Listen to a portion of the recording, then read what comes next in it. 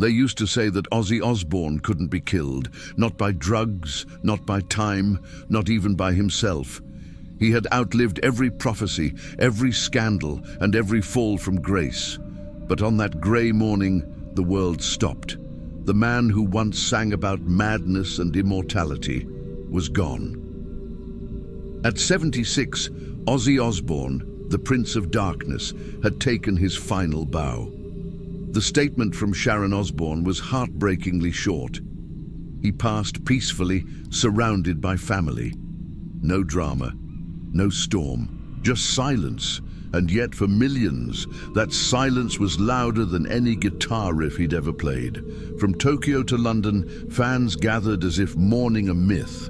In Birmingham, his hometown, black balloons floated into the sky, a funeral for a kid who had once sworn he'd never escape that city alive.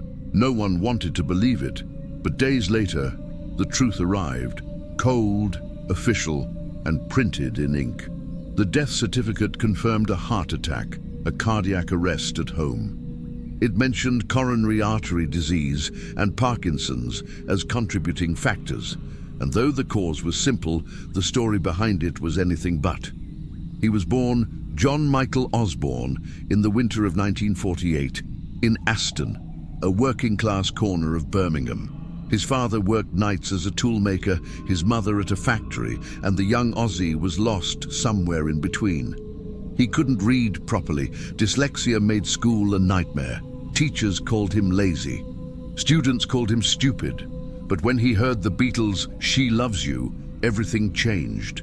He said later that it was like someone had opened a door to another world.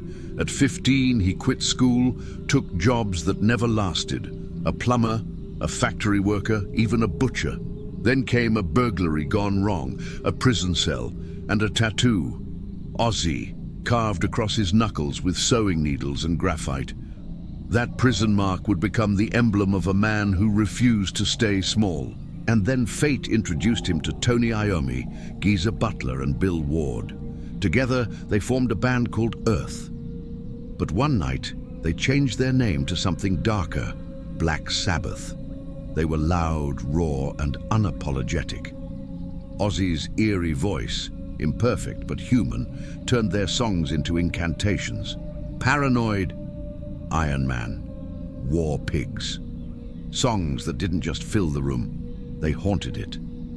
By the early 70s, Black Sabbath had invented heavy metal. They were the sound of rebellion, religion, and fear colliding, and at the center stood Ozzy, shirtless, wild-eyed, unpredictable. He was chaos, and people couldn't look away. But chaos has a cost: drugs, alcohol, exhaustion. By 1979, his own band, the brothers who had built everything with him, had to let him go. It should have been the end. Instead, it was his resurrection. In 1980, he returned with a vengeance and a new name, the Blizzard of Oz. With guitar prodigy Randy Rhoads, he released Crazy Train, a song that would outlive entire generations. It wasn't just music, it was survival disguised as melody. Then came Sharon Arden, the daughter of his manager, a woman as fierce as he was lost. She became his protector, his partner, his mirror. In 1982, they married, and when he fell apart again, she dragged him back to the surface. Together they built Ozfest, the festival that gave birth to modern metal legends. Bands like Slipknot and System of a Down got their start there. And in 2002, the Osbournes premiered on MTV. For the first time, the world saw that behind the screaming demon on stage was a soft-spoken father trying to work the TV remote. It was messy, funny, and shockingly human. Ozzy didn't need to pretend anymore. He just needed to exist. He became more than a rock god. He became real. But fame, once again, came with its shadow. The years ahead would be a battle, not with addiction this time, but with a body slowly turning against him. The first real hit came in 2003, a quad bike accident that nearly killed him. He broke his collarbone, 8 ribs, and a vertebra. He fell into a coma, When he woke, doctors called it a miracle. He called it luck. But he was never the same. Metal rods were inserted into his body, nerves permanently damaged. Then came another fall in 2019, undoing all the surgeries, twisting the rods inside him. And then Parkinson's, a quiet monster that steals motion, expression, and independence. He once admitted that walking to the bathroom became harder than singing in front of 50,000 people. But he still performed, still recorded, still smiled. Because if there was one thing Ozzy Osbourne never knew how to do, it was quit. His wife, Sharon, said he medicated simply to exist. And when the toxicology report came later, it confirmed her words. There were no illegal drugs, no relapse, only painkillers and sedatives prescribed by doctors, just enough to make each day bearable. Those close to him say he grew quieter in those years, skipping therapy sessions, avoiding studios, spending hours in silence. Still, his daughter Kelly fought online rumors that he was dying. "He's still here," she said. "He's still fighting." And he was. But the end was closer than anyone wanted to admit. It was supposed to be impossible. After years of surgeries, spinal injuries, and the slow ache of Parkinson's, everyone assumed Ozzy would never step on a stage again. But on July 5th, 2025, in the heart of Birmingham, the impossible happened. They called it Back to the Beginning. A farewell concert that was never meant to be a funeral. Just one more night where the world could scream with him, not for him. Villa Park Stadium became a temple. 11 hours of music, fire and memories, hosted by Jason Momoa, conducted by Tom Morello, streamed across continents. Tickets sold out in 16 minutes. Every seat filled with people who had grown up under his voice. Some dressed as the young Ozzy, some as the father figure they'd watched on MTV, and some simply there to say goodbye. And then, just as the sun dipped behind the stadium walls, he appeared. Ozzy Osbourne, frail, trembling, but smiling. He was carried to a black throne, the crowd roaring like a tidal wave. He didn't need to stand anymore. Just being there was enough. The first notes of Bark at the Moon echoed through the speakers. The lights dimmed, and for a moment, he looked young again. 5 songs, each one a confession, each word sung through pain. When he reached "Mama, I'm Coming Home," fans broke down in tears. He wasn't singing about a place, he was singing about rest. Then came the moment no one thought would ever happen again. Tony Iommi, Geezer Butler, and Bill Ward joined him on stage. Black Sabbath, together, one last time. They played War Pigs, NIB, Iron Man, and finally, Paranoid. Every chord felt like a heartbeat. Every lyric sounded like a farewell letter. And when the final note hit, Ozzy looked at the crowd, his voice cracking, his hands trembling, and whispered into the microphone, "I can die happy now." It wasn't a metaphor. It was a man finally at peace with his own ending. No encore, no announcement. Just a smile, a wave, and a silence that said everything words couldn't. 2 weeks later, the noise was gone. No more interviews, no more public appearances. And then, one quiet morning, the news broke. Ozzy Osbourne was gone. He passed at home, surrounded by family, Sharon, Kelly, Jack, Amy. It was peaceful, but heavy, as if even death had arrived with respect. The memorial that followed wasn't a spectacle. It was intimate, sacred. Fans left vinyl records outside pubs in London. In Tokyo, people lit candles in alleys, whispering the lyrics to Dreamer.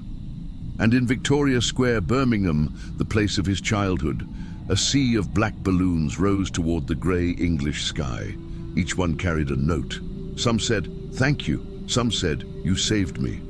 One said simply, "You made being different feel powerful." And for a man who once bit the head off a bat on stage, he somehow ended up symbolizing something beautifully human, the courage to be broken and still keep singing. 6 days after the memorial, the official autopsy was released. It was clean, clinical, and tragic. Primary cause of death: cardiac arrest. Contributing factors: coronary artery disease and Parkinson's. But when the medical examiner looked closer, the real story unfolded not through wounds, but through wear. Ozzy's body showed moderate malnutrition. He had been eating less, sleeping less, his muscles had thinned, his tissue weakened. The report described partially healed surgical scars along his neck and spine, remnants of over a dozen operations he'd undergone in the last 2 decades. There was persistent inflammation along his vertebrae, pain that never stopped, not even with the strongest medication. The toxicology test showed no trace of illegal substances. Just a mixture of prescription opioids and sedatives, the kind that doctors give to people living in constant agony. Nothing indicated overdose. Nothing suggested despair. It was not a self-inflicted end. It was exhaustion, physical, not emotional. A body finally surrendering after a lifetime of endurance. But among the sterile documents and medical codes, investigators found something unexpected. A single sheet of paper left on his nightstand. It wasn't a suicide note. It wasn't a goodbye. It was a whisper. Written in his own shaky hand were 6 words: "I've done enough. I've sung it all." And below that, as if he couldn't think of anything else to say, "Let me rest." No punctuation, no signature. Just the final truth of a man who had given everything, his voice, his sanity, his body, to music. It wasn't resignation. It was peace. After the report, his family released a statement, short and private. They asked for space, but the world couldn't stop talking. Kelly Osbourne lashed out online at people spreading fake rumors, accusing her of hiding his condition. She wrote, "My father wasn't dying, he was living, right until the end." And she was right. Even in pain, Ozzy still laughed with his grandchildren. He still hummed melodies while Sharon adjusted his medication. He still cursed at the television, still tried to pet the dog, even when his hands shook. Jack Osbourne, his son, later spoke about the strange dynamic between the siblings. How Amy, the eldest, was the one who filed the death certificate, despite keeping her distance from fame since the Osbournes began. Jack said in a podcast that they were never close, but he admired how private she had remained. "Maybe," he said, "she understood better than any of us that fame never saves you." And maybe she was right.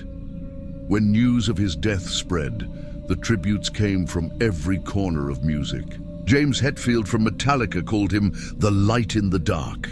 Younger artists thanked him for making vulnerability feel powerful. Even radio stations turned into memorials, playing Paranoid and Mama, I'm Coming Home on loop, their DJs whispering through tears between songs. And in Los Angeles, the Rainbow Bar, his old hangout, dimmed its lights and filled the night with live covers of his greatest hits. The sound was raw, imperfect, just like him. Ozzy never feared death. He had flirted with it his entire life, on stage, in lyrics, in interviews, but in his final years, he spoke about mortality differently. He once said, "I don't mind going, I just don't want it to hurt." And when it came, it didn't. His last concerts, his last interviews, even his last scribbled words, they all carried the same quiet acceptance. Ozzy Osbourne didn't conquer death. He simply outlived the fear of it. In the end, Ozzy's story wasn't about darkness. It was about resilience. He was the boy who was told he'd never make it, the man who destroyed himself and rebuilt again and again, the father who made millions laugh while his hands trembled, the artist who gave his pain to the world and somehow turned it into music. He wasn't perfect. He was never meant to be, and maybe that's why he mattered so much. Because in his chaos, people saw their own struggle. In his honesty, they found permission to be flawed. And in his voice, that haunting growl that could shake arenas, they found proof that even the broken can roar. The amplifiers are silent now. The curtain has fallen. but the echo remains, a frequency that refuses to die. Somewhere out there, beyond the static and the noise, the Prince of Darkness is finally resting. He once said he wanted people to remember him not for his madness, but for his music. And in that, he succeeded. Rest easy, Ozzy. You've sung it all.